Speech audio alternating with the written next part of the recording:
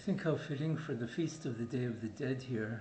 My grandparents again, William Sogg, and my grandmother, Mary Alice Perry, and my Aunt Margaret, there when they still had their farm before they were removed by the government and the Indian agent in the RCMP in 1943, end of 1943. I think that I'll begin by telling a little bit about my Aunt Helena's story. She was the third child, and she's still alive. She had her 93rd birthday, about October 12th, I believe. So for some odd reason, Aunt Helena wasn't sent to the residential school as the others were. We still can't figure it out to this day what happened and why. So before I'll go back a little bit. And when I was teaching, I would talk about, people would say, well, can you talk about indigenous thinking? And I would say, okay, I think one of the first things we'll talk about is the binary, because the binary is what you're taught how to think in the West and how we do think, that we think in a linear manner, but we don't. So you go out to the grocery store and you meet your friend and they're, oh, did you hear what Robert did on, I don't know, on Friday, what happened? And then you go back and you fill in gaps and spaces, and we like to think that we go in that way, but we don't. So the native way of thinking, and I think everyone's way of thinking really, is what we call circular. And that doesn't mean what you might think, not making any progress. It just means we don't think in straight lines. I don't think any of us, I hope not, wake up when you're telling someone, how was your day? At 7:19, the alarm went off. At 7:21, I got out of bed. At 7:23, I put the tea kettle on, and so on. That would be a pretty boring story to hear.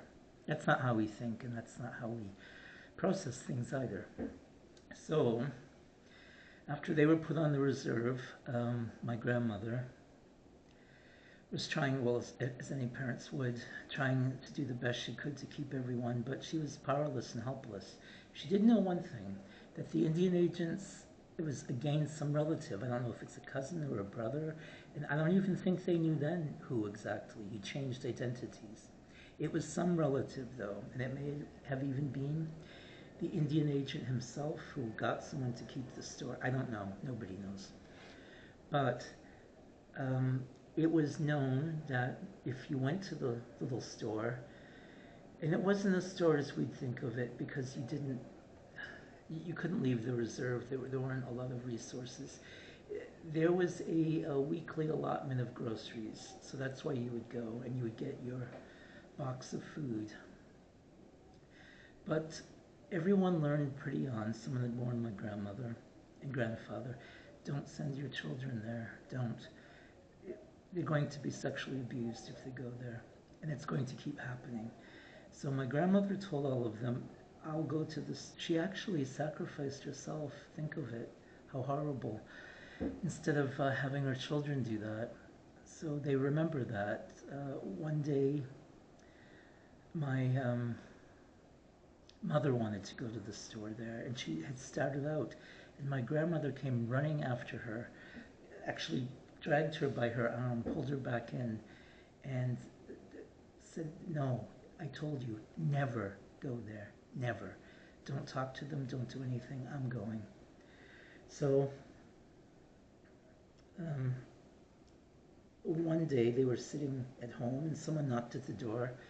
My grandmother opened it. It was someone from the reserve, another Mi'kmaq person, so she welcomed them in. And they were always taught to give somebody, we were always taught to give somebody tea when they come. And you don't ask someone, would you like a cup of tea? Because they'll probably say no, or are you hungry? They'll say no, thank you. You just prepare it without any, that's the first thing you do. You hear a knock, you put the tea kettle on, you prepare a plate of whatever you have. And this was a special sacrifice then, because remember, people are on rations. So if you give someone a cup of tea, that means you're going to go that day yourself without having yours. So it was something special and dear. Well, there was a man and his son who came in. I know who they are, but I don't want to mention names. And he started talking with my grandparents about my Aunt Helena. Aunt Helena by this time was about, I think, 10 years old, 11 years old. And this man had said that his son, he brought his son was about 20 years old, and he was proposing marriage to her. And my grandmother said to him, she's only 11. And he said, well, what are we going to do? Our families are alike in so many ways, and they're who they are, and what are we going to do? There's nothing else to do, really. If they don't marry each other, there's nowhere to go, there's no work, there's no jobs. And my grandmother went over, took his cup of tea, and threw it into the fire. They had a fire by then, fireplace. They didn't have beds yet. They still slept on the floor, but they had a fireplace. She threw the tea into the fireplace. That might not sound like such a great thing, but remember, that's her own tea that she's offered to a visitor, and now knows she'll have to go the day without it. But it's to make a strong point. No, get out. And they did. And I think they were a bit confused. But my Aunt Helena remembered that very well. She didn't really understand the whole thing and why her mother was so angry, or there was just so much going on. Well, anyway, she wasn't sent to the residential school. For some reason, she was sent to a school, a private girls' school run by nuns in Halifax, Shubenacadie. Now, Shubenacadie is the town, and then the reserve is 10 miles away. So she said, Aunt Helena, I had to walk every step of the way. I didn't have winter clothes. I didn't have clothes against the cold, the rain. I had one pair of shoes that were falling apart. I didn't have the right kind of, no long underclothing, winter underclothing. I had a kind of a coat, but I had no gloves. I had no scarf. I had no hat. And it was just horrible. I had no lunch, obviously. She walked the 10 miles. Didn't matter if it were raining, pouring, blizzarding, nor'easter. That's what she had to do. And she said, when I got to town, Shubenacadie, it was like going through a war zone. Everyone would laugh at me. They'd throw rocks at me sometimes. They'd call me names. It was just every day. It was horrible. She said, I think sometimes some of the young boys waited for me just to give me a hard time. But I had no choice. I couldn't do anything. And she went to school. She did very well. She learned Latin there. And there was one teacher, a nun, who really, I think there were two, who really took care of her and became quite interested in her personally in a good way. And they planned on getting her to Halifax. That was the second school, and that was a private girls' school. And they said that they'd not to worry about the tuition, it didn't matter, that they'd get some kind of a waiver, they'd figure it out. And they did that. So she finished high school there in Halifax and did very well, learned Latin, French, and so on. And then there was a nun there who had befriended her, and she said it wasn't nice. The girls were not nice to her. There was only one girl who even talked with her. The teachers were mean too. They would make fun of her. And the nice nun, though, said that she had secured a place for her in Boston, Massachusetts. And again, it was a private university there, a girls' school, Catholic school. So my Aunt Helena was sent down there, and she did well the first year. There was the one nun who had been in contact with the others and had taken her under her wing again. But at the end of the first year, now she finished the first year, it was the fall of the second year, I think the first month, end of September the second year she was there. So her sophomore year in university, this nun died. And at that point, she said there was no time wasted. Another nun came in to her dormitory room. She was sharing a room, and told her, you don't have money to pay for this. You haven't been paying for it. We can't pay for your attendance. We can't pay for your food. You've been eating here every day for free. You're going to have to get out. And Aunt Helena said, where am I going to go? I'm in Boston. My family is all in the reserve in Nova Scotia. I don't have a penny. She didn't literally.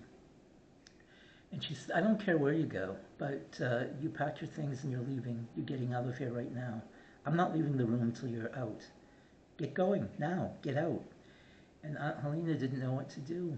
So you can imagine, she's 19 years old in a city where she doesn't know anyone, doesn't have a penny to her name.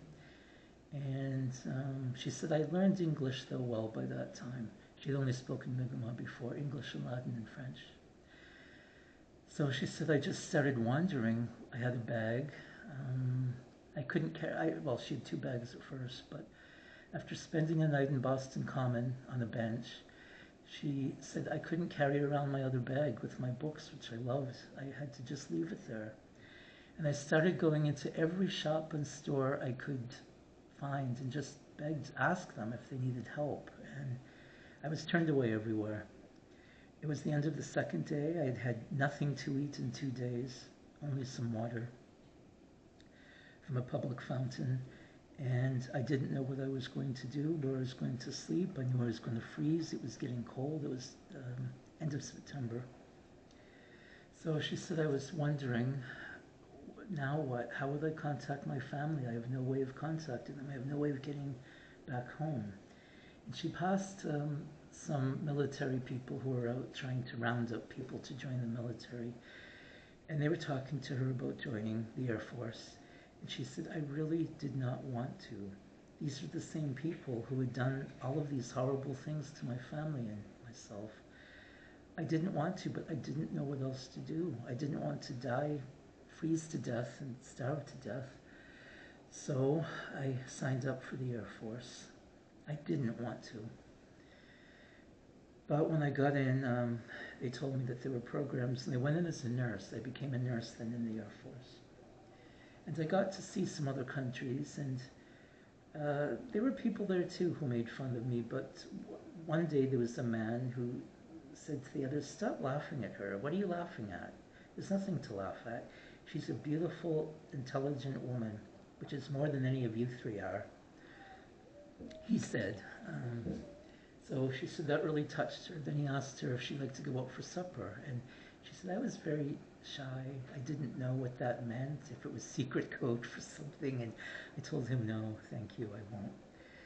And then he asked again, he was persistent, so long story short, she went out, and they got married. He was a relative of the King of Denmark and had a coat of arms. She didn't know all of this at the time until after they were married, though.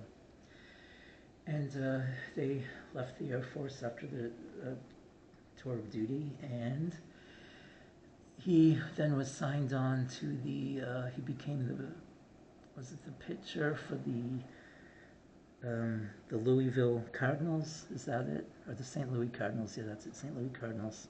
Nick Severin was his name. So with that, then she began to have a bit of liberty and have a life that she could actually have a degree of independence in. And I asked her, you think he loved you? And she said, I don't know. I think he loved the idea of me. But with those baseball people, at first I followed him everywhere, but they finish a game, they go out together by themselves. Sometimes there are a few other of the baseball wives, but not many times. And they also knew they were, I don't know what, trophy wives or just, someone. But the men didn't spend too much time with them. And she said, then I just stopped going and I stayed home. They had a nice home in Cambridge, Massachusetts. And I devoted myself to other things. I think that she spent some time in Italy and France. She took cooking lessons, started studying like Italian too, which is very close to Latin anyway, so it wasn't a big leap there. And studied art, things she's always wanted to do but never had a chance to do. She had one child, and that would be my first cousin Caroline. And she began to see, I asked her, was he mean to you, her husband? And she said, no, he wasn't mean. There was just no real affection. And On the one hand, I thank him because he actually saved